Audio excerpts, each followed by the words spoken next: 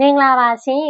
်ကဘာကျော်တဲ့ဘောလုံးသမားတွေဒီအင်ဂျီကိုဝတ်ပြီးတော့ပွင့်နေစင်းအောင်မြင်ဖူးကြတဲ့သူတွေရှိကြလိမ့်မယ်ဒီအင်ဂျီကဒါရိုးရိုးသားမှဖန်ရှင်တခုမဟုတ်ဘူးဒီအင်ဂျီရဲ့နောက်ွယ်မှာအရန်ဥမှာလေးစားစရာကောင်းတဲ့ခလေးတယောက်ရဲ့အိမ်မက်တွေအနာဂတ်တွေရှိနေတဲ့အကြောင်းသမိုင်းကြောင်းလေးတစ်ခုကိုဒီနေ့စီကပြန်လည်ပြီးတော့မျှဝေပေးပါမယ်ရှင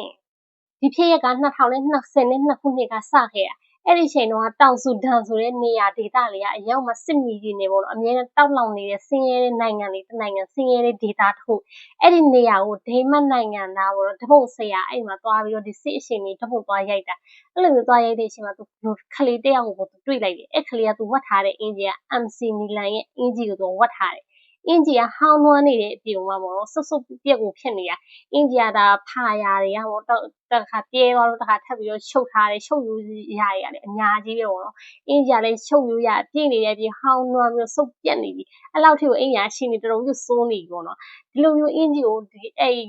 ့ဓမ္မဆရာမေးရပါတော့ဘာဖြစ်လို့ဒီအင်ဂျီဒီလောက်ထိဝတ်ထားရလဲအင်ဂျီအရှင်နေလည်းကောင်းတော့ဝတ်လို့တော့မရဘူးပေါ့နော်ဒီလောက်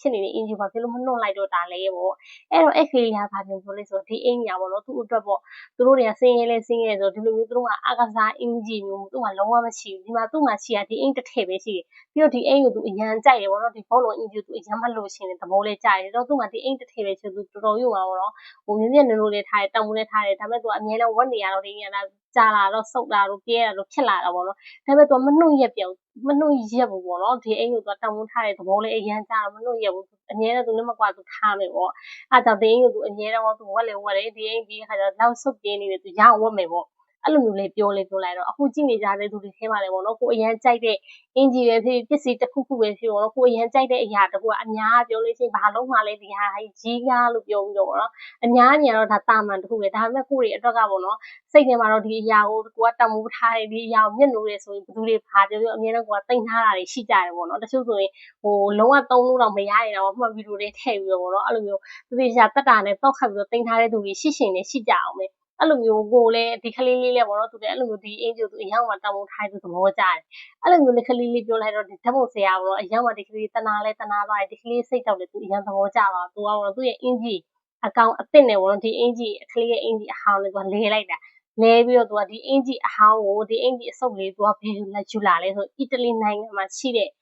MC မီလန်အသင်းကိုဒီအင်ဂျီကလက်ဆောင်ပေးတာဓာတ်ပုံဆရာဒီအင်ဂျီကိုဒီ MC အသင်းတစ်သိန်းလုံးကလက်ဆောင်လေးပေးလိုက်ဒီအင်ဂျီကိုမြင်လဲမြင်လိုက်ပေါ့နော်အသင်းသားတွေအကုန်လုံးဒီအင်ဂျီကိုမြင်လဲမြင်လိုက်တော့သူတို့စိတ်ထဲမှာဘာတွေဖြစ်လာလဲဆိုဒီအင်ရဲ့တန်ဖိုးက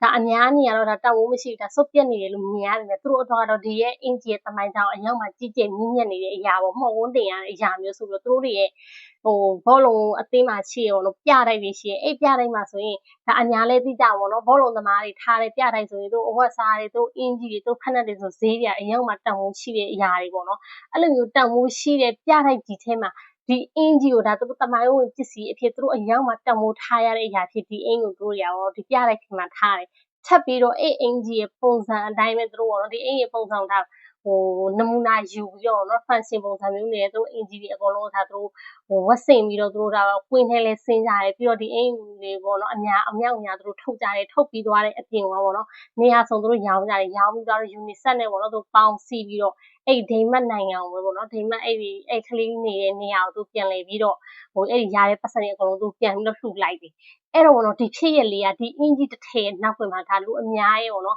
အရောက်မှာတမိုးထားရတဲ့လူသားချင်းစာနာမှုတွေဆိုတာဒါအများကြီးမြင်နေရတယ်အခုဒီအင်ဂျီပေါ့နော်ဒီ MC အသင်းတစ်သိန်းလောက်ရတယ်ဒီအင်ဂျီကိုသူတို့ဝတ်ဆင်ပြီးတော့သူတို့ပြောချင်တာကတော့ဒီကလေးတွေရဲ့ဒုက္ခဆင်းရဲတွေဒါသူတို့လည်းမြင်နေပေါ့နော်သူတို့လည်းတတောက်တနေရဒါကုညီနိုင်တယ်ဆိုတော့ဒါအများပြည်သူတစ်ကမ္ဘာလုံးကိုဒါသူတို့ပြသနေခဲ့တဲ့ဒီအင်ဂျီရဲ့နောက်ွယ်ဖြစ်ရအမှန်အခုလိုမျိုးလေးပေါ့နော်ဒီဗီဒီယိုလေးကြည့်လေဒီလားဆိုဆိုလေအရောက်ပေါ့နော်သူတို့ရဲ့လုပ်ရက်ပေါ့အရင်ရှိကျူးတယ်အခုဘောလုံးတမားတွေပေါ့နော်ဘောလုံးကြည့်ကြတဲ့သူတွေဒီ MC အသင်းရဲ့ပေါ့နော်ပွဲကြီးပြိတ္တတွေပဲဖြစ်ဒီအင်ကြီးကိုဟိုသူတို့ကွင်းစင်းတော့အမြင်ဖူးတဲ့သူတွေများရှိလို့ရှိရင်လည်းပေါ့နော်တခုခုလေးကုန်းမလေးရေးပေးခဲ့ကြပါဇင်ကတော့ပေါ့နော်ဘောလုံးပဲကြီးတဲ့သူမဟုတ်လို့တိတ်မသိဘူးပေါ့နော်မမြင်လည်းမမြင်ဘူးဒါပေမဲ့ဒီဗီဒီယိုလေးတွေ့တော့ဇင်အမတန်မှဂုဏ်ယူတယ်ပေါ့နော်ဇင်အမတန်မှလည်းရှိကျူးတယ်ဒီလိုမျိုးကတော့လူသားချင်းစာနာမှုတွေပေါ့နော်ဒါအသင်းတိုင်းတချို့အသင်းတွေလည်းပေါ့နော်ဒီလိုမျိုးအများကြီးကူညီကြရလဲရှိရပေါ့နော်ဒါပေမဲ့ဒီဖြစ်ရလေရပေါ့နော်တော်တော်ယူမှာဒါအရင်ကလေးစားကုန်ရတယ်လို့စင်းတော်တော်ထင်တယ်အခုကြည့်နေကြတဲ့သူတွေဒီလိုမျိုးလုပ်ရပေါ့ဘယ်လိုမျိုးမြင်ကိုယ့်ရဲ့ဘောနော်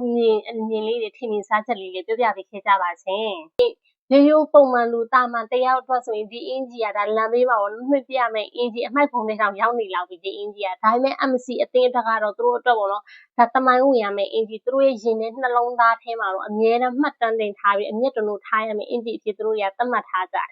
အားကြောင့်မို့လို့ဒီအင်ဂျီလေးတစ်ခုကြောင့်ပေါ့နော်အားကစားဆိုတာလူမှုစာနာရှင်အားလုံးအတွက်ပေါင်းစည်းပေးနိုင်တဲ့လူသားချင်းစာနာမှုအတွက်အားကစားနေပေါ့နော်ပေါက်ဆက်သွားနိုင်တယ်ဆိုတာလေဒီဖြစ်ရည်လေးရဲ့တက်သိပါလေရှင်အခုကြည့်နေကြတဲ့သူတွေရောဒီဖြစ်ရည်လေးကိုဘယ်လိုမျိုးမြင်လဲကိုယ့်ရဲ့ထင်မြင်စားချက်လေးလည်းပြပြပေးခဲ့ကြပါရှင်အခုလိုမျိုးစိတ်ဝင်စားစရာကောင်းတဲ့အကြောင်းလေးတွေဇင်ကအမြဲတမ်းပြပြပေးနာမို့လို့ဇင်ရဲ့ page like for ရေးလို့မမေ့ပါနဲ့ရှင်နောက်ထပ်ဗီဒီယိုလေးမှာထပ်ပြီးတွေ့ကြပါမယ်